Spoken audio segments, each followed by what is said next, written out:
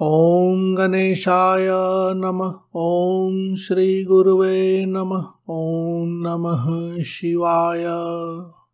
आज हम आप लोगों के लिए भगवान शिव का एक अघोर कवच लेकर आए हैं। यह अघोर कवच रुद्रयामल तंत्र में मिलता है। भगवान शिव का यह अघोर रूप काफ़ी निर्मल माना जाता है। अघोर यानी बहुत ही निर्मल और पवित्र मन का। लेकिन यह विद्या, अघोर से संबंधित कोई भी विद्या, बहुत ही गुप्त मानी जाती है और इसके बारे में ज़्यादा जानकारी प्राप्त करने की इच्छा हो तो ऐसे संप्रदाय से संपर्क स्थापित करके ज़्यादा जानकारी ली जा सकती है। बहुत से लोग कवच आदि का पाठ जाने अनजाने में प्रारंभ कर देते हैं। हमारे वीडियोस में हमेशा यह प्रयास रहता है कवच स्तोत्र को सरल करके लाया जाए ताकि ज़्यादा से ज़्यादा लोग उसके अर्थ भी समझें और जितना संभव हो शुद्धता से उच्चारण करें। तो प्रारंभ करते हैं। श्री अघोर कवचम, इसी को श्री अघोर मूर्ति कवचम भी कहते हैं। अथ अघोर कवचम लिख्यते श्री अघोर भैरवाय नमः। श्री अघोर भैरवाय नमः। श्री भैरवी उवाच भगवन् करुणाम्भोधे शास्त्राम्भो निधिपारग पुरास्माकं वरो दत्तः तं दातुं मे क्षमो भव। श्री भैरव उवाच। यहाँ पर यह कवच भैरव और भैरवी जी के संवाद के रूप में है।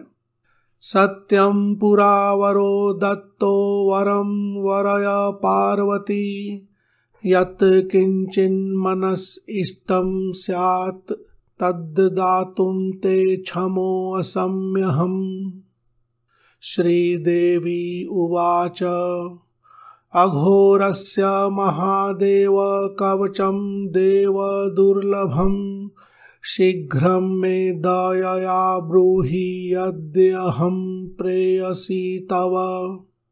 श्री भैरव उवाच अघोर कवचं वक्षये महामन्त्रमयं परं रहस्यं परमं तत्त्वं न चाख्येयं दुरात्मने। न चाख्येयं न च आख्येयं भी बोल सकते हैं। इसके बाद विनियोग कर ले।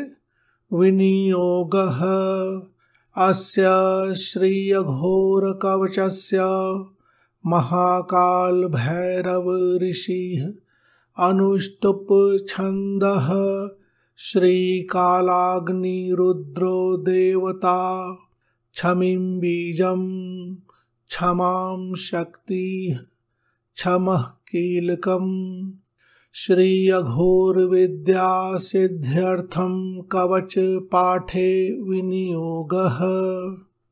इस अघोर कवच के महाकाल भैरव ऋषि हैं। इसका अनुष्टुप छंद है। श्री कालाग्नि रुद्र इसके मूल देवता हैं। क्षमिम बीज है, क्षमाम शक्ति है, क्षमः कीलक है और साधक अघोर विद्या की सिद्धि के लिए इस कवच का पाठ करता है। अथ मंत्रः, इसके बाद अघोर मंत्र है। अघोर मंत्र को 2-3 अलग अलग तरीके से लिखा गया है लेकिन उच्चारण सबके समान आते हैं। अघोरेभ्यो अथ घोरेभ्यो घोर घोर तरेभ्यः सर्वतः सर्व सर्वेभ्यो नमस्तेभ्यो रुद्र रूपेभ्यः। ब्लू कलर वाले देखें।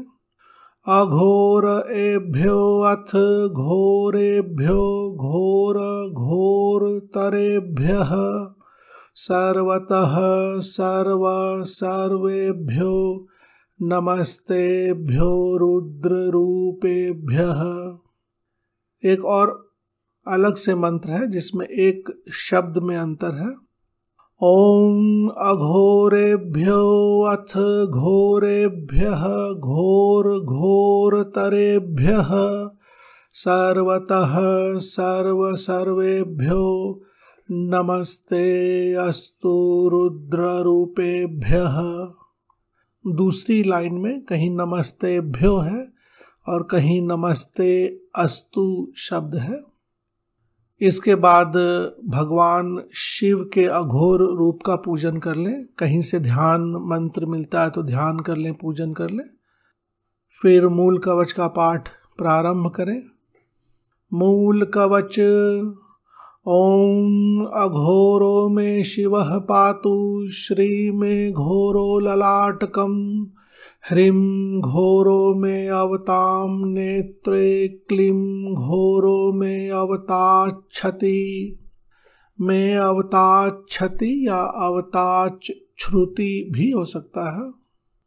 सौहतरेभ्यो अवतांगडॉक्षी नासाम पातु सर्वतः छम मुखम पातु में शर्वो अघोरः सर्वो अवतांगलम घोरश्च मे अवतात स्कंधौ हस्तौ ज्वलन्नमो अवतु ज्वलनः पातु मे वक्षः कुक्षिं प्रज्वल रुद्रकः पार्श्वौ प्रज्वल रूपेभ्यो नाभिं मे अघोर रूपभृत् शिश्नं मे शूलपाणिश्च गुह्यं रुद्रः सदावतु कटिं मे अमृतमूर्तिश्च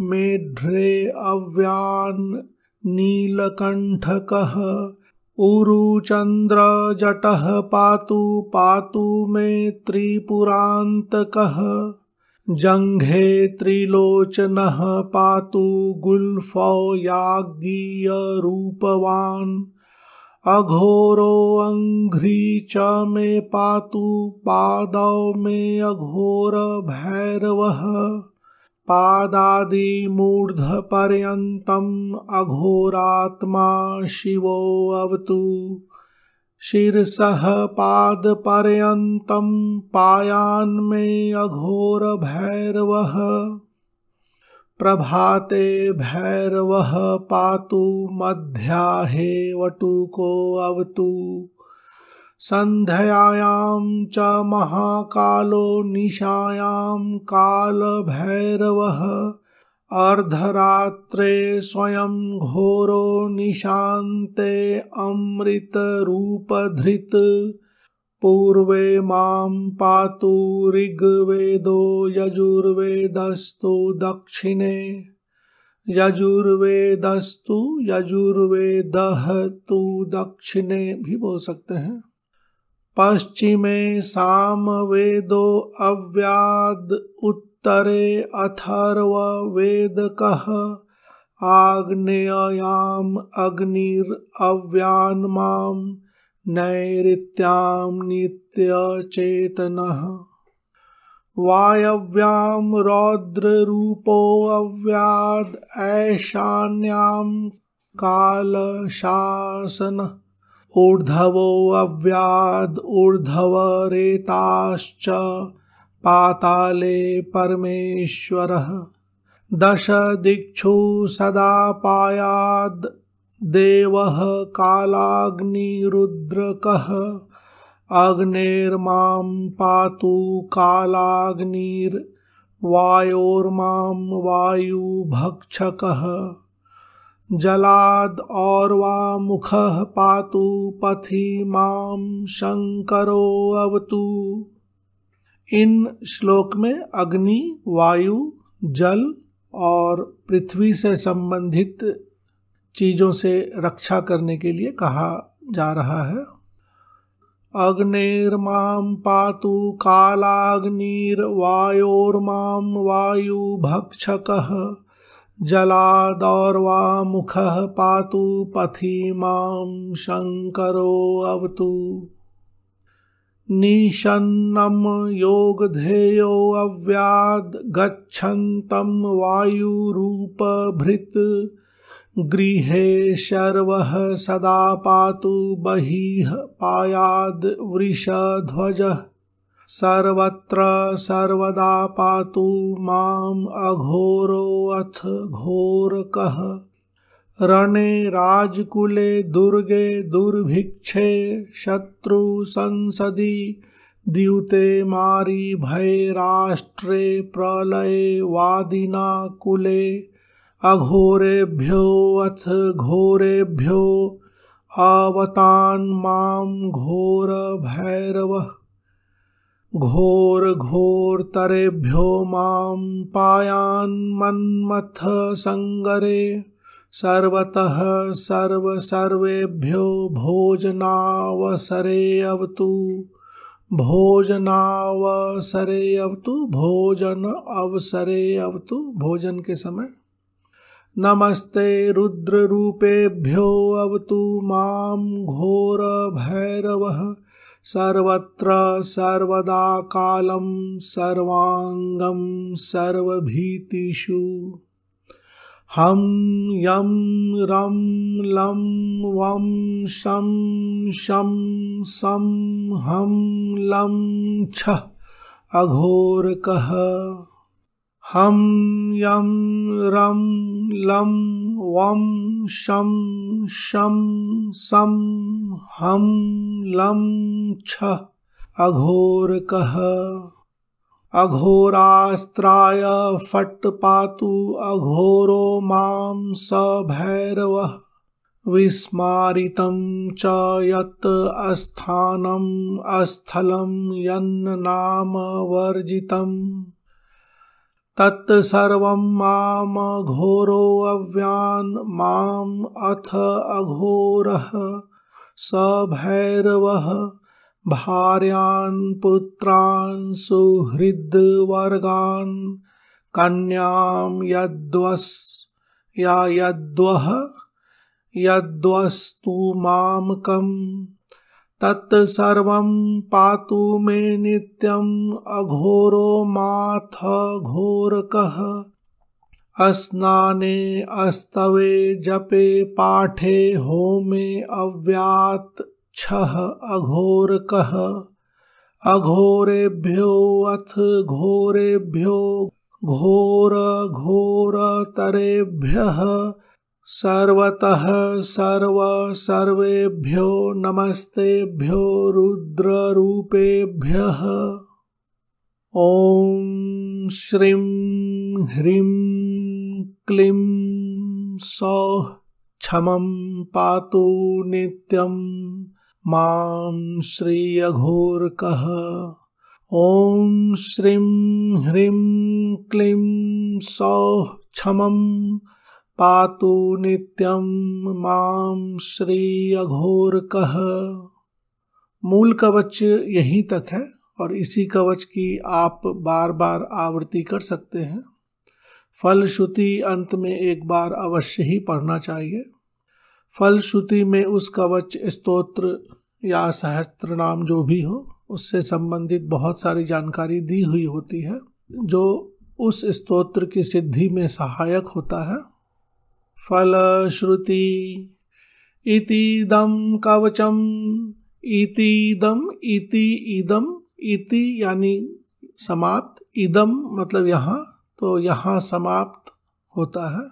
इतीदं कवचम गुह्यम त्रिषु लोकेषु दुर्लभम मूलमन्त्रमयं दिव्यं त्रैलोक्ये सारम उत्तमम् अदातव्यम अवाच्यम च कवचम गुह्यम ईश्वरी अप्रष्टव्यम अस्तोतव्यम दीक्षाहीनेन मंत्रिणा अदीक्षिताय शिष्याय पुत्राय शरजन्मने न दातव्यम न श्रोतव्यम इत्य आज्ञां मां कां शृणु इत्य आज्ञां मां कां शृणु।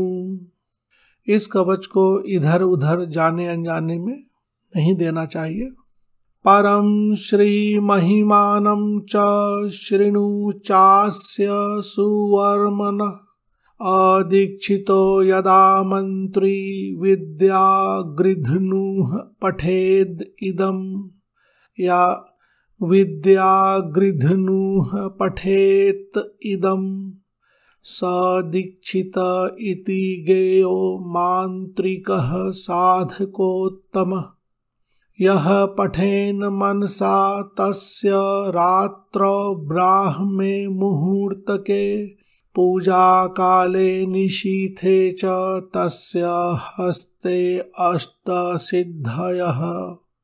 यहाँ श्लोक संख्या 32 में कहा गया है, इस कवच का पाठ रात्रि में और ब्रह्म मुहूर्त में करना चाहिए। ऐसे साधक के हाथ में अष्ट सिद्धि होती है। हस्ते अष्ट सिद्धयः। दुहु स्वप्ने बंधने धीरे कांतारे सागरे भये पठेत कवच राजेन्द्रम मंत्री विद्यानिधिं प्रिये। सर्वं तत् प्रशमं याति भयं कवच पाठनात् रजः सत्व तमो रूपम अघोर कवचम पठेत। यानी रज गुण वाले, सत्व गुण वाले, तम गुण वाले सभी इसका पाठ करते हैं तो वांछितम मनसा यद यत तत् तत् प्राप्नोति साधकः। तो ऐसे साधक जिस जिस कामना की इच्छा करते वह प्राप्त होता है। कुमकुमेन लिखित्वा च भूर्ज त्वचि रवौ शिवे। रवौ यानी रविवार को भोजपत्र आदि पर लिखना चाहिए। केवलेन सुभक्षये च धारयेन् मूर्धिन वा भुजे। यद्यद् इष्टं भवेत् तत् तत् साधको लभते अचिरात्। यद् गृहे अघोर कवचम वर्तते तस्य मंदिरे। विद्या कीर्तिर्धन आरोग्य लक्ष्मी वृद्धिर्न संशयः। जपेच च अघोर विद्यां यो विना अनेन एव वर्मना तस्य विद्या जपं हीनम तस्माद् धर्मं सदा पठेत। यानी अघोर विद्या यानी अघोर मंत्र के बिना कवच का पाठ नहीं करना चाहिए। इस कवच में वैसे भी अघोर मंत्र के साथ ही कवच है। अघोर मंत्र विद्यापि जपन स्तोत्रम तथा मनुम सद्यः सिद्धिं समायाति अघोरस्य प्रसादतः। इति श्रीदेव देवेशी अघोर कवचम स्मरेत् गोप्यं कवच राजेन्द्रम गोपनीयं स्वयोनिवत्। यह बहुत ही गोपनीय कवच है और इसे अपने स्वयोनि के समान गोपनीय रखना चाहिए। श्री अघोर भैरवाय नमः। इति श्री रुद्रयामले तंत्रे विश्वसारोद्धारे तंत्रे अघोर सहस्रनामाख्ये कल्पे अघोर कवचम। ओम। प्रायः तंत्र में सभी कवच स्तोत्र को गोपनीय रखने के लिए कहा गया है। इसका अर्थ है जब आप इस तरह के कवच आदि का पाठ करें, कोई सिद्धि आदि का प्रयास करें, तो उसे पूरी तरह से गोपनीय रखना चाहिए। इधर उधर ज़्यादा बताना नहीं चाहिए, नहीं तो कार्य की सिद्धि में हानि होती है। और जाने अनजाने में किसी गलत आदमी को जानबूझ करके नहीं देना चाहिए। इस तरह के कवच आदि के गलत प्रयोग से बचना चाहिए, नहीं तो लाभ के स्थान पर हानि भी हो सकती है। अगर किसी तरह का ज़्यादा पूजन आदि करना हो तो इस संप्रदाय से जुड़े लोगों से इस पर ज़्यादा जानकारी अवश्य ही ले लें। किसी भी कवच स्तोत्र का शुद्धता से पाठ करना चाहिए। सोच कर पाठ करें, समझ कर पाठ करें, जो आवश्यक हो वही करें। जाने अनजाने में सभी कवच स्तोत्र एक जैसे फल नहीं दे सकते हैं। इसकी PDF की फाइल की लिंक भी डिस्क्रिप्शन बॉक्स में दे दी गई है, आप वहां से डाउनलोड कर सकते हैं। धन्यवाद।